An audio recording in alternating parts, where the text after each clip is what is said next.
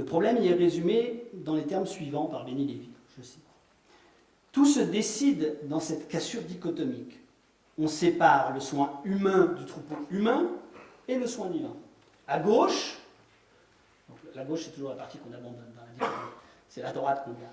À gauche, autorité du théos, une théocratie proprement dite. Et à droite, une anthropocratie, pouvoir de l'homme si vous voulez, pour désigner par là un genre en deçà de toute typologie des espèces politiques, c'est-à-dire avant les distinctions, monarchie, démocratie, aristocratie, etc. Anthropocratie. Dans le langage des lois, le dialogue de Platon, à gauche, un espace où l'homme est la mesure de toute chose. Or, voilà ce qui nous retient.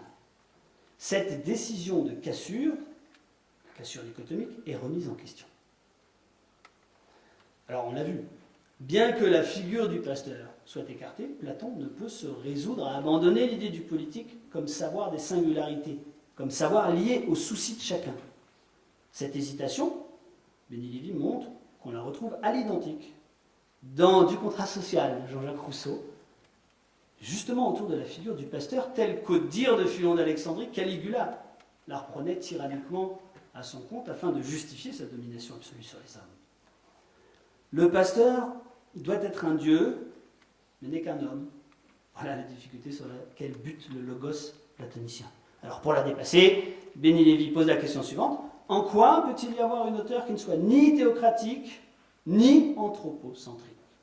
Et à partir d'un passage du Midrash, il suggère une réponse à cette question. Le Midrash porte sur un verset de l'Exode, 3.1, enfin, sur un morceau de ce verset, qui commence, donc le verset commence de la façon suivante. Ou Moshe aya rohe, donc qu'on peut traduire par et Moïse était pasteur. Bon, le verset continue, mais enfin, et Moïse était pasteur. Pour commenter ce verset de sa manière très imagée, le Midrash se déploie en 3 moments que je résume très très rapidement ici et que Benny Lévy met en relation avec chacune des scansions du mythe du politique. Premier moment, de façon surprenante, le commentaire du verset que je viens de citer s'ouvre sur un échange relatif à la présence de Dieu, ce que les Hébreux appellent sa shrina, sa résidence, mettons sa présence sur terre, suite à la destruction du temple. Il est question donc de la détresse liée à l'éloignement du Dieu, à son retrait. 2 avis s'affrontent. Selon le premier, la shrina s'est retirée au ciel, et selon le second, elle n'a pas bougé du temple. Qu'est-ce à dire? Le second moment du Midrash explique que, le Midrash dit le saint béni soit-il, scrute le juste, en se référant à un verset des psaumes, scrute le juste à la façon dont un roi observerait du haut d'une tour celui qui prend soin de son verger. Donc une observation, mais de loin. Dieu s'est retiré. Sur quoi l'examen porte-t-il? Précisément sur la façon de garder le bétail. Le Midrash mentionne alors le roi David et Moïse. Je cite le meurtre du pasteur. Le fait que la shrina, donc la présence, la résidence de Dieu, déserte le temple, est le moment de crise. En écho, les dieux lâchent le gouvernail dans le mythe grec. Mais le déplacement du divin fait trace. Il forge un mot, iconocratie, donc pouvoir de la trace. Si la shrina se déplace en haut, elle continue d'éprouver en bas le juste, en particulier le pasteur, David et Moïse. Et la troisième partie du Midrash donc montre comment le juste, Moïse, garde son troupeau. Ou plutôt, le troupeau de son beau-frère, Yitro, en prêtant attention aux moindres chevreaux égarés. Je vais terminer en lisant un petit passage du Midrash et en disant 2 mots. Donc la traduction qu'en donne Benny Lévy.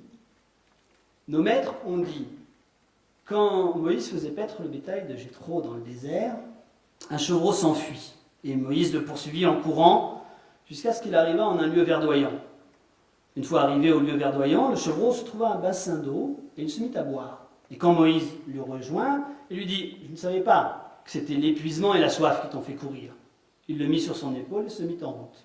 Alors, le saint béni soit-il lui dit, tu as de la miséricorde pour faire paître le bétail d'un être de chair et de sang, tu vas donc faire paître mon bétail. Voilà pourquoi il est écrit, Moïse était en train de paître le bétail. Donc, quelques mots. Le pasteur est un homme. Le troupeau, c'est aussi bien celui d'Yitro, le beau-frère de Moïse, qu'Israël lui-même. Si Caligula distinguait 3 catégories ontologiques, l'animal, l'homme, le Dieu, le Midrash, selon Beni Lévi, ne compte que jusqu'à 2.